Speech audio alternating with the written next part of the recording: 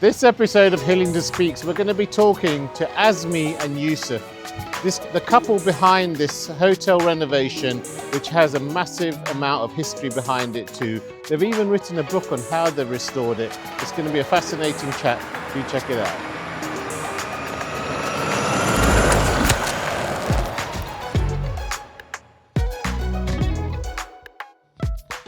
Welcome to the podcast, Hillingdon Speaks. Yousuf and Asmi, really good to be here. Very impressive hotel that you put together. Before we even talk about the hotel, firstly, well done on the Hillingdon Business Awards that you won last week, which is where we heard about you guys. And you should be very proud of that. And I just want to find out about your background even before you bought and renovated this place. What kind of things led you to even be in this place today? So thank you, Dylan. I'll go first. Thank you for having us over here. I started my career over here working for a multinational company for 25 years. And then 2021, we decided to take this building and renovate it. So all my previous life experience, I put it into practice over here. In terms of how to project manage, how to interact with people, how to form a team, how to manage the team. So that was all my key skills gifted to me for over the years, which I have fully utilized it. I didn't know that I have a dormant skills for interior design. I know, I asked you that, didn't I, earlier? Yeah. So I think what happened during the COVID period, we decided we want to do something about this hotel because this used to be a 2-star bed and breakfast and really required a TLC. So I took it as a challenge to myself. I said, okay, I want to design it in a way. So I designed it in so much in detail. So in terms of color of tiles, color of walls, And so when I made my book, and I went to my architect, I said, look, this is how I want my hotel to look. And his statement to me was that if everyone comes with that clarity of thoughts, I wouldn't have any white hair. All right. Okay. Yeah. So that was we started. So I think it took us we formed a team. We were very lucky. We had a very good development team, and we worked on till for 15 months from start to finish. Okay. So we opened the hotel in 2025 January. It was a soft launch. And then obviously from March, April, we actually started doing the business. So it was all good from that point of view. And I think while I was doing this one, I decided that there were so many learnings I had. So why not document it? So I actually wrote a book and published a book. The book name is very simply saying this is not just a renovation, meaning is that this is a lot more stories required in here, and a lot more emotions going into it. So I documented for anyone to take it and learn from it. It's actually how to do it rather than anything else. No, I love that, and it's like people don't need to make the mistakes that you may have made as well. But also, just you said there's nothing else out there that just puts it all in one place. So from how to take a design decision to planning permission, to form a team, to do a actual build, post development, all of that is all the phases are being. Looking forward to reading just in terms of interest, but it says a how-to guide for turning forgotten buildings into unforgettable spaces, and it's definitely unforgettable, isn't it, Yousuf? And you've got a background in this industry as well. I've been in the hotel business for 50 plus years. We started in 1973, and the main thing is I just love people. I love serving people. That's always been my passion. And for me, the best customer is the customer that comes back. And I always say to my staff, you're not selling the room for today. Today is sold. You're always selling the room for the next visit. Great philosophy. And that's why you have to always have that level. And I have a theatrical background, which is obviously helpful because you're always on display when you're working and so on. And I'm just passionate about my job, about people, about my wife and my life. And I'm just really enjoying myself. Yeah, I can tell. And then especially you get to walk around this place all the time. It's stunning as well. Yeah. Yes. What are kind of some of the features of the hotel that made it different and stand out from other hotels? I shouldn't really say this, but I would say me. Which does. I'm not to say that. Me, because I just love people and so on. The George Orwell connection. I studied a bit of literature and so on. So it's such a privilege to have a building that was once the home of such a great man. Yeah. And actually, he got his 1932. name from here. Yes. So this is what the linkage is very he's changed strong his to us. pen name. Yeah. And tell us a bit more about what his background is, the link with the hotel. So the link was that in 1932, Eric Arthur Blair knew the man that owned this building and was running it as a school. Okay. He was then approached to become the teacher here, and he ended up becoming a head Headmaster. teacher of a boys' school with 12 boarders. Okay. And he had plenty of time on his hands, and he liked writing anyway. He'd written lots of essays.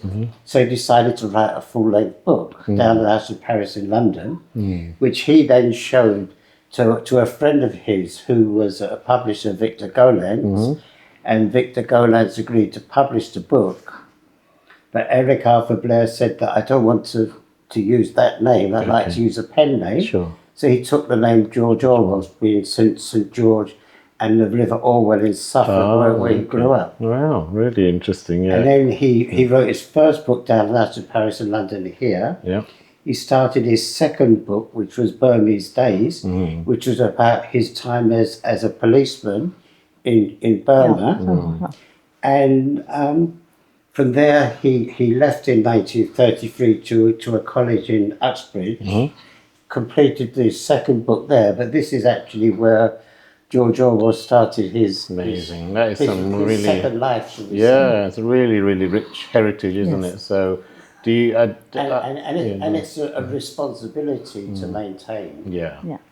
I mean, when we took over the building, we thought, we definitely wanted to keep the history of this building. Yeah. And we preserved it in a way of creating a library and republished all of his books. Yeah. And I think, and we made it very, very community based. So this is where all the people can come in, have a coffee, take a book, read, and we interact with them, talk to them about the history of the hotel, George Orwell, and a lot of people come with a lot of interest. And we had I think last spring we had a Japanese tour came, and there were about 12 people, and they were all enthusiastic about. Yeah, that's what I was going to ask you. I mean, it could even attract people from around the world just knowing that history, because it's quite rare as well to have it preserved as well, isn't it? Yeah. So awesome. So in Hayes, in Stockley Park, there's a film studio. Yep. And at one time we had one of the directors and his entire crew staying here. Okay. Just purely because of the link with George Orwell. Yeah. Well, I definitely want to bring other people, and I'm sure there will be many more that will be coming.